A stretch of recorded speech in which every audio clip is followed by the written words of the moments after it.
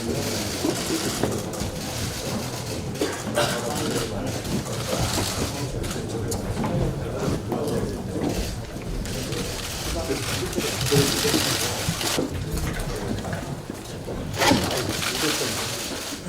5월 14일 원내대 국회를 시작하도록 하겠습니다.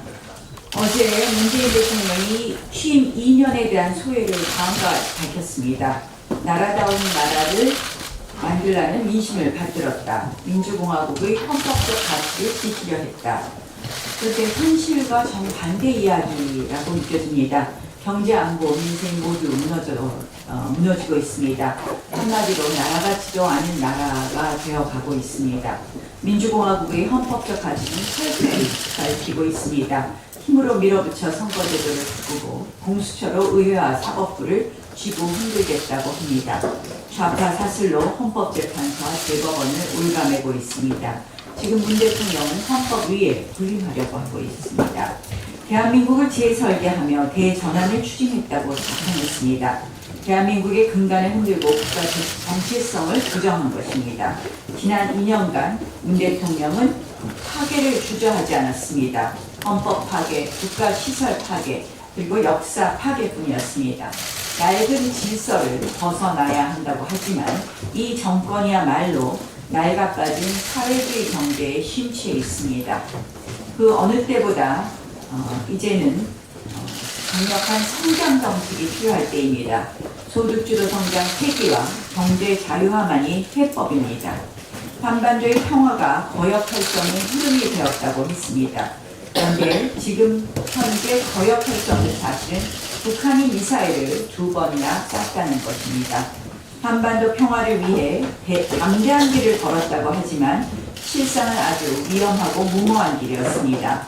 한미동맹이 무너지고 한미일 삼각공조가 균열 위기입니다. 70년 우리를 지탱해온 안보 질서가 깨지고 있습니다. 무장해제 정책은 한반도를 위기로 몰아넣고 있습니다. 어제 문재인 대통령께서 또 남 탓을 빼놓지 않았습니다. 성과가 뒤따르지 않은 이유, 공무원들이 때문이 아닙니다. 애초부터 성과가 없는 정책을 추진하기 때문입니다.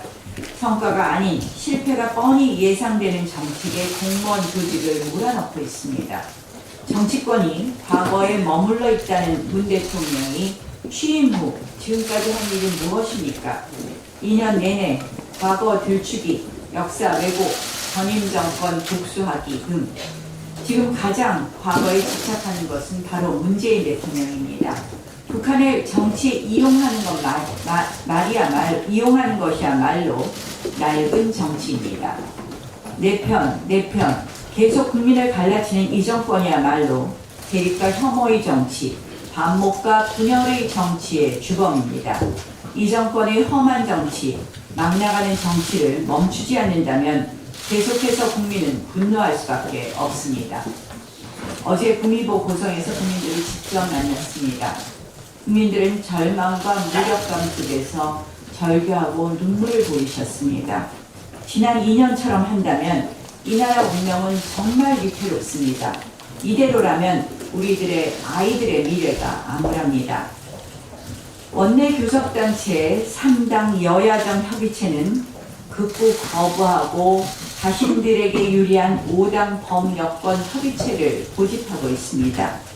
그런 기준이라면 지금 국회 내에 있는 민중당과 대한애국당은 왜 포함 안 시키는지 묻고 싶습니다.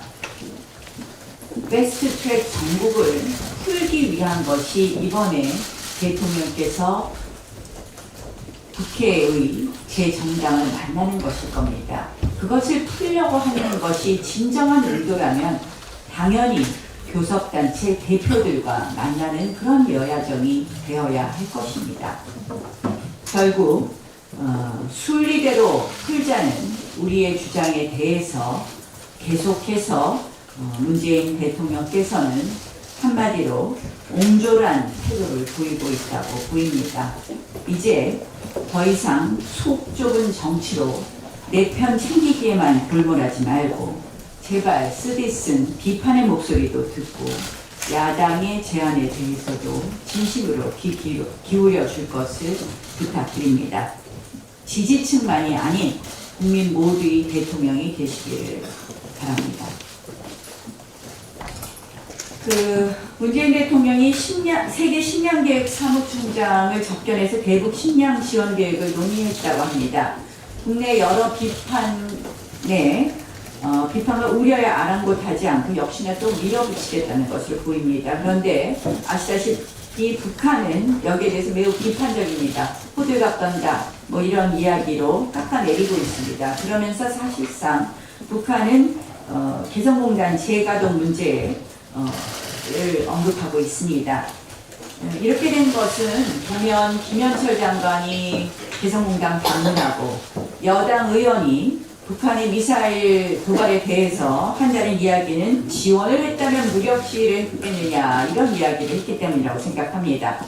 결국 이 정부와 여당의 경솔한 대북 정책이 지금 식량 지원까지 또다시 몰고 가고 있습니다.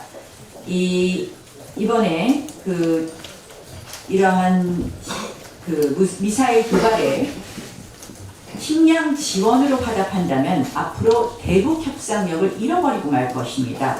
대북 지원의 또 투명성에 대한 우려도 있습니다. 지난번 마크 카세이어 제네바 주재 미국 대표부 임시대사가 지난 9일 유엔 인권이사회 북한 관련 회의에서 대북 인도적 지원의 투명성 보장을 촉구하기도 했습니다. 북한의 영리한 식량 공작 전술이 덫에 걸리지 않고 북한 주민에 대한 인도적 지원이 되기 위해서는 전제 조건이 필요합니다.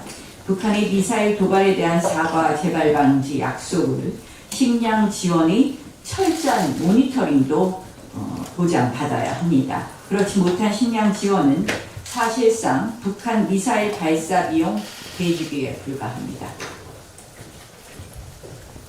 추경도 그렇고 지금 복구 계획도 보면 사실상 지금 잿더미 위에 앉아있는 이재민들을 빚더미로 내모는 그런 계획들입니다. 정부의 모든 계획이. 결국 만난 이재민들이 하는 말씀은 대통령께서 오셔서 약속하셨는데 총리가 여러 번 왔다 갔는데 결국 아무것도 해주는 것이 없다라는 그런 불만투성이었습니다. 당연히 그렇습니다. 내용을 보면 조금 전에 황영철 예결위원장께서 분석하신 것처럼 추경에는 제대로 된 예산이 포함되어 있지 않습니다. 이재민을 위한. 우리 자유한국당은 다시 한번 촉구합니다. 지금 현재 추경 심사 운운할 것이 아니라 일단 이재민 지원을 위해서 주택복구비 또 그리고 소상공인 지원을 위한 좀 구체적인 안을 빨리 마련하고 이것은 예비비 1조 8천억 원이나 있는 예비비로 지출할 수 있습니다. 그래서 예비비를 즉각 집행하십시오. 예비비 즉각 집행하면 이재민들에게 일주일 안에 정말 현금을 줄 수 있습니다. 이재민들은 하루가 급합니다. 빨리 즉각 예비비 집행해 주실 것을 촉구합니다. 또한 이 추경은 들여다볼수록 소득주도 성장 인마금융이었습니다. 또 지금 보면 한전에 대한 책임을 혹시 탈원전으로 인한 한전의 책임이 커지는 것을 두려워해서 한전 책임을 유야무야시키려고 하는 것으로 보입니다. 이 부분에 대해서도 정부가 하루빨리 책임 소재 명확하게 하여서 진실을 밝힐 것을 또 촉구합니다. 이 버스는 아까 의장께서 말씀하셨는데 사실 지난해 5월 31일에 노선버스 근로시간 단축 관련해서 노사정 선언이 있었습니다. 그때 보면 지난해 말까지 운수조종사자 근로여건 개선하고 버스 공공성 및 안전성 강화 대책을 마련하겠다 이렇게 고용노동부하고 국토교통부가 약속했습니다. 또 부속 합의서에는 노선버스 운임체계 현실화, 버스 공공지원 확대, 준공영제 도입도 연말까지 추진하겠다 이렇게 합의했습니다.